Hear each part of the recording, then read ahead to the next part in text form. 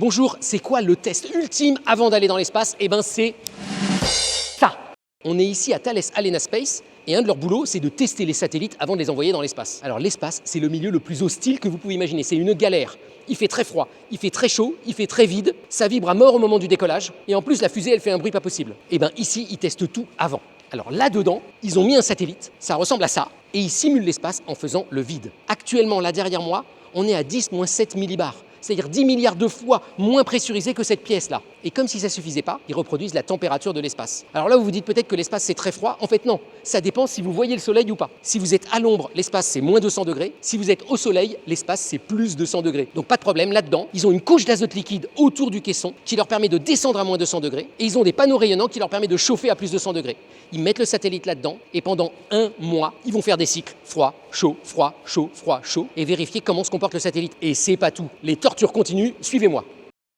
Ici, ça va simuler la fusée au départ. Une fusée, quand ça emmène un satellite, ça va vibrer dans tous les sens. Là encore, il faut voir si le satellite tient le coup. Et bien vous avez un pot vibrant. Sur cette plateforme, vous mettez votre satellite et à côté, vous voyez, vous avez le machin qui fait vibrer. Donc en gros, on agite le satellite dans tous les sens possibles pour voir s'il tient le coup. Et c'est pas fini, venez, je vous emmène dans la prochaine chambre de torture.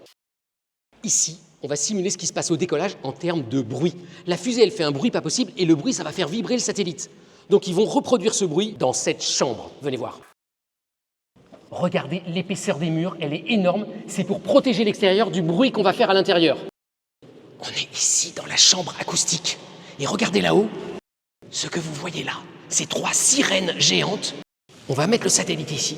On va allumer les sirènes et ça va faire presque 160 décibels. C'est le bruit de plusieurs dizaines d'Airbus au décollage. Alors cette pièce-là, elle fait tellement de bruit que pour qu'elle ne gêne pas le reste du bâtiment et qu'elle soit très stable, elle est montée entièrement sur des ressorts. Et je vous ai gardé le test ultime pour la fin, vous allez voir, il est incroyable. Suivez-moi.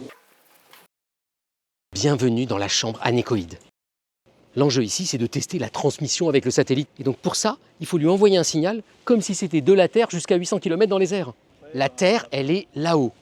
Donc de là-haut vient un signal électromagnétique, une onde, et pour faire comme si ça venait de très loin, elle va rebondir sur ces 2 énormes miroirs que vous voyez là. Et les miroirs, ils vont la transformer, en gros elle arrive un peu arrondie comme ça, et ils vont la rendre complètement plate, exactement comme si elle venait de plusieurs centaines de kilomètres. Donc on a simulé un signal qui vient de la Terre. Donc ensuite il suffit de mettre le satellite au milieu de la pièce, il reçoit le signal, et on regarde comment il réagit. Et là vous allez me dire, mais pourquoi est-ce qu'il y a toutes ces pointes partout ici? Eh bien ces pointes, elles sont là pour absorber tous les signaux, que surtout ça rebondisse pas sur les parois du mur. Et tous ces tests-là, ils prennent en gros 6 à 8 mois avant d'avoir le droit d'envoyer le satellite dans l'espace et d'être sûr qu'il tiendra le coup à toutes les étapes de son vol. Bonne journée!